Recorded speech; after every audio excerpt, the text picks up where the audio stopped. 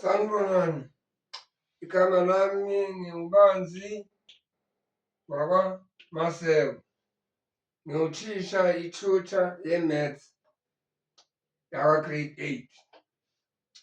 Ithophikhi yethu-ke namhlanje kuzobe ithophikhi entsha, ama-algebraic expressions. Yini i-expression? I-expression is a statement nje nge-English.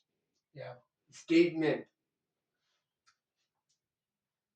esingacompare lutho na anything else, esinga-equate anything to anything else, akusiyo equation, just a statement, an expression. It consists of one or more terms.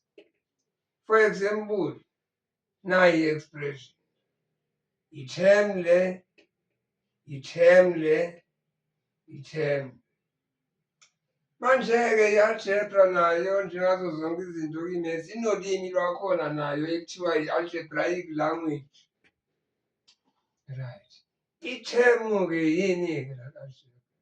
Into e-consist-a of ama-constants ekuyinamba, nama-symbols ekuthiwa ama-variables ezi-multiply-iwe or za-divide-wa by each other.